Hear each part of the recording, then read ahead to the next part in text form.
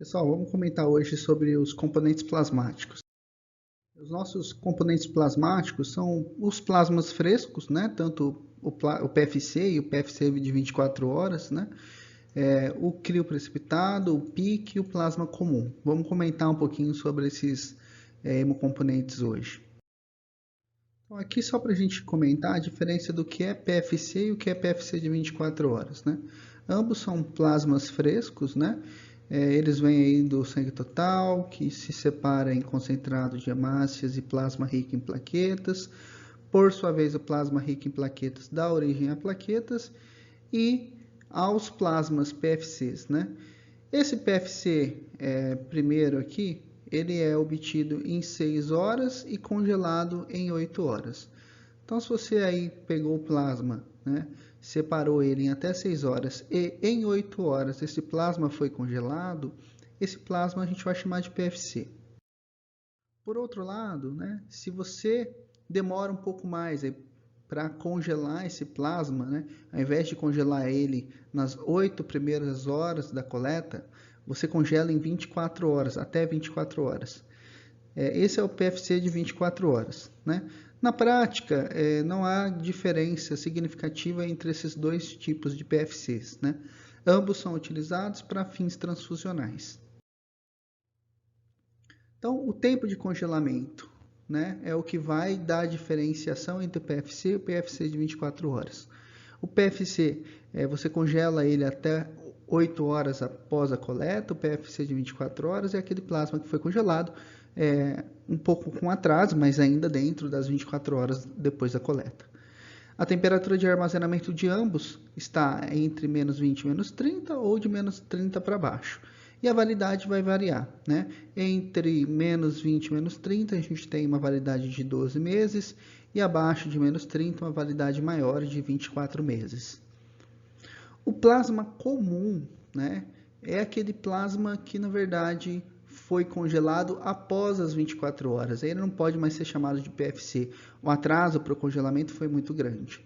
Outra definição que você tem para plasma comum é o plasma PFC, o plasma PFC de 24 horas, ou mesmo o PIC, que venceram, né? Aqueles PFCs aí que extrapolaram 12 ou 24 meses, eles não precisam ser jogados no lixo, eles passam a ser chamados plasma comum, vão ter uma validade aí de até 5 anos e podem ser utilizados para a indústria de fracionamento e produção de hemoderivados.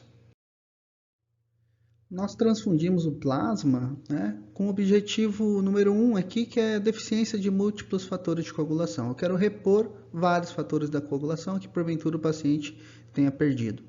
Ou eu posso utilizar o plasma para repor deficiências isoladas de fatores da coagulação. Lembrando aqui que a gente tem, para essas deficiências isoladas, a primeira opção não é o plasma, não. A primeira opção é você usar um concentrado do fator, né? Então, é deficiência do 8, eu uso um concentrado de fator 8. É deficiência do 9, eu uso um concentrado de fator 9 e assim por diante, tá? Essas duas situações, se houver sangramento ou pré-procedimentos, nós vamos usar o plasma, tá bom? E a terceira famosa aí, indicação de uso do plasma é para plasmaférese no contexto da púrpura trombocitopênica trombótica, da PTT, que você já conhece. Então, falando um pouquinho aqui das deficiências de múltiplos fatores da coagulação, a gente tem a hepatopatia, né? Então, o paciente hepatopata, que tem aquela deficiência de múltiplos fatores da coagulação, lembrar que para esses pacientes você poderia, embora controverso, indicar aí o plasma como profilaxia pré-procedimentos ou no paciente que está sangrando, tá? A gente tem pacientes que usam Marevan e, consequentemente, tem deficiências de vários fatores, 2, 7, 9, 10, proteína C, proteína S, e que, em contexto de sangramento, de risco à vida, a gente acaba usando plasma para repor esses múltiplos fatores da coagulação que estão deficitários, né? A CIVD, né, também você tem uma coagulopatia de consumo, né, vários fatores consumidos, depletados. No contexto de um sangramento, a gente pode usar o plasma para repor esses fatores faltantes, tá? E dentro de um protocolo de transfusão maciça, né, o plasma ele entra ali compondo as maletas que vão ser transfundidas no paciente, tá? Isso é dentro de um protocolo específico. Para a deficiência de fatores da coagulação isolados, basicamente eu reservo o plasma para deficiência do 5 do 11, tá? Geralmente quando você não tem aí os concentrados específicos do fator. Quando que você usa isso? Quando estiver sangrando ou pré-procedimentos. Não existe transfusão profilática de plasma, igual a gente já comentou que existe para plaquetas, né? E por fim, a púrpura trombocitopênica trombótica, a plasmaférese com PFC ou PIC, é o tratamento de primeira linha, ele é o fluido de reposição, é a fonte de Adams 13 e além de fornecer Adams 13, ele remove aqueles multímeros de alto peso molecular de von Willebrand. Tá? Isso reduziu essa terapia de mais de 90% de mortalidade para menos de 30%. Né? Foi um grande avanço na medicina transfusional. Eu não posso usar o plasma como um expansor volêmico. Isso parece óbvio hoje, mas nem sempre foi assim. Ele já foi no passado aventado como um repositor aí de volume. Hoje isso caiu em desuso, a gente não usa mais, né? A gente acaba usando os cristalóides mesmo, né?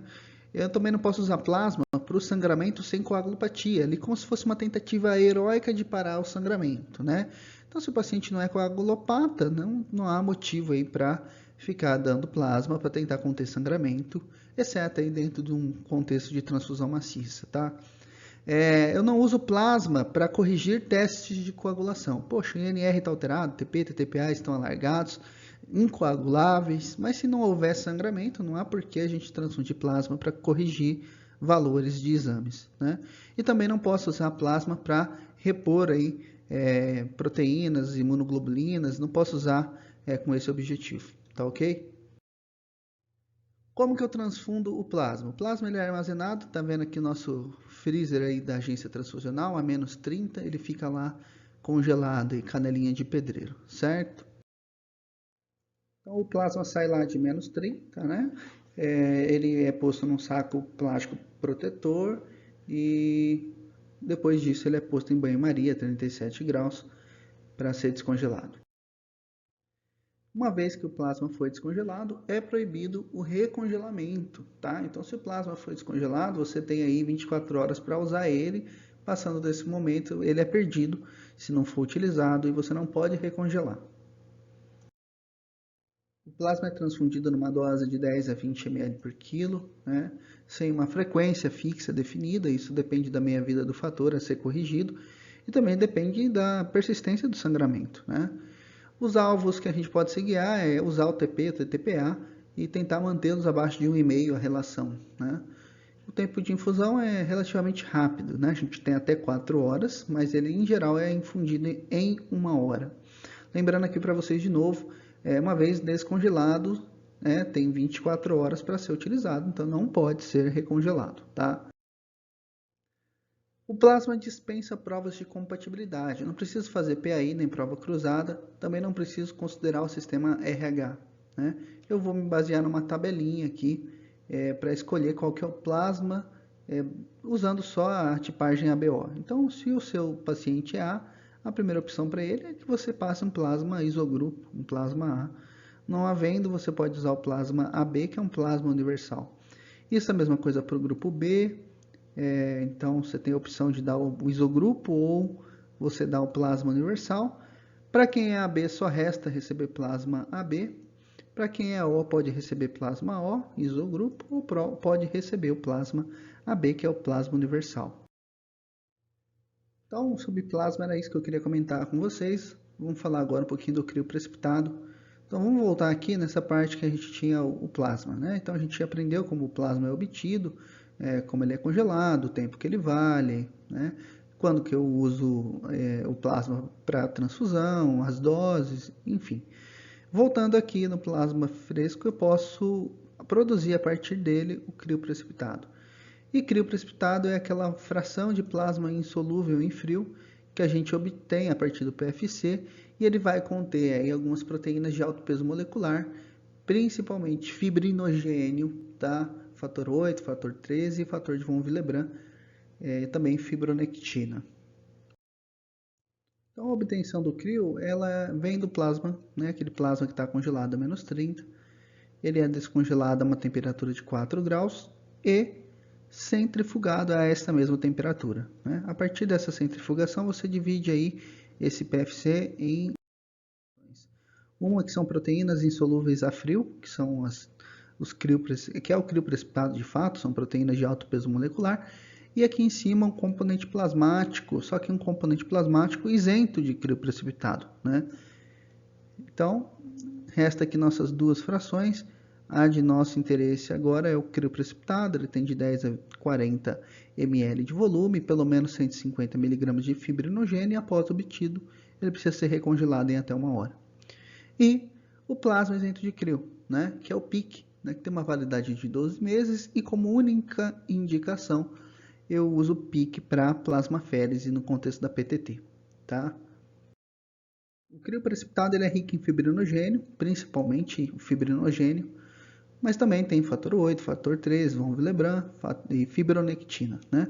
A validade dele é A-20 para baixo ele dura 12 meses, de menos 30 para baixo ele dura 24 meses, seguindo a regra do PFC de 24 horas. Nós transfundimos crio, né, para hipofibrinogênemia, né? Então fibrinogênio abaixo de 100, ou disfibrinogenemia, né? Então você tem dois problemas em relação ao fibrinogênio, um que é um problema quantitativo, né, que fibrinogênio está baixo, né, e outro que é um problema qualitativo, há uma disfibrinogenemia. Também posso utilizar na deficiência de fator 13 e em situações extremas, né, na hemofilia A, na deficiência do fator 8 ou na doença de von Willebrand. Todas essas situações aqui eu só vou transfundir crio se houver sangramento. De novo, não existe transfusão profilática de crio precipitado igual existe para plaquetas, né? Eu transfundo basicamente se estiver sangrando ou pré-procedimentos. O crio também ainda pode ser utilizado para a produção de cola de fibrina para uso autólogo e pode ser feito pelos próprios hemocentros ou pela indústria de derivados, tá? Para transfusão, você também dispensa prova, né? Então, isso é um marco dos componentes plasmáticos, né? Dispensa prova, não preciso considerar RH, só que para o crio eu vou seguir essa regrinha de ABO idêntico até 35 quilos ou 10 anos, e após 10 anos, após 35 quilos, eu posso selecionar qualquer tipo ABO.